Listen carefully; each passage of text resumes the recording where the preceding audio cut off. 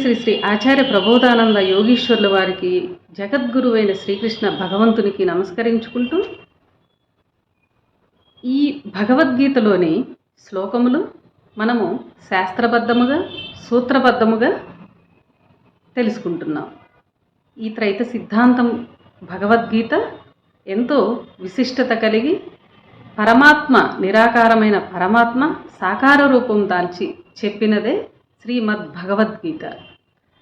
ఈ భగవద్గీతలో జ్ఞానయోగము అనే అధ్యాయములో 14వ శ్లోకం గురించి తెలుసుకుందాం. నమాం కర్మాణి లింపంతి నమో కర్మ ఫలే స్పృహ ఇతి మాం యో అభిజానాతి కర్మభిర్న సబధ్యతే. ఈ శ్లోకము కర్మయోగము మరియు సాకారము గురించి తెలియజేశారు. భావము: నాకు కర్మలు అంటవు, నాకు వాని ఫలములందు ధ్యాస లేదు, నేనెట్టివాడినని ఎవడెరుగునో వానికి కర్మబంధములు కలగవు. వివరము: ఇంతవరకు మనము నెమలి పింఛము ధరించటములో ఏ అర్థమున్నదో దాని ప్రకారము నాకు కర్మలు అంటవు అని అన్నాడు. ఇప్పటి వరకు ముందు శ్లోకంలో నెమలి పింఛము కృష్ణుడు ధరించటంలో ఏ అర్థము కలదో దాని ప్రకారము నాకు కర్మలు అంటవు అని ఇక్కడ తెలియజేశారు.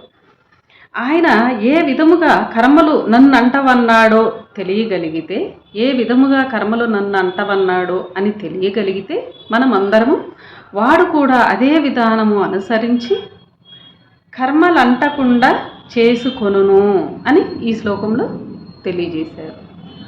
15వ శ్లోకం గురించి తెలుసుకుందాం.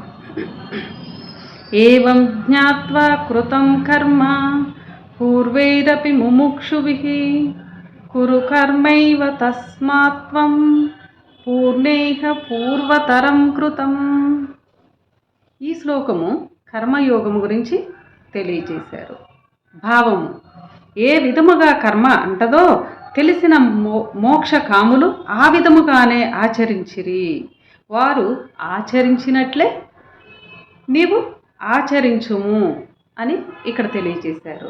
ఏ విధముగా కర్మ అంటదో మనం ఇంతవరకు ముందు శ్లోకంలో చెప్పుకున్నాం. ఏ విధముగా కర్మ అంటదో తెలిసిన మోక్షకాములు ఆ విధముగానే ఆచరించిరి.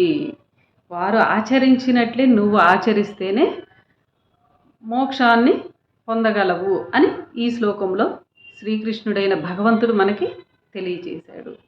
మనందరం శ్రద్ధ భక్తితో ఈ భగవద్గీతను చదువుకొని కర్మ నిర్మూలనము అగు ఈ జ్ఞానాన్ని అందరూ తెలుసుకోవాలని కోరుకుంటూ అందరికీ నమస్కారం.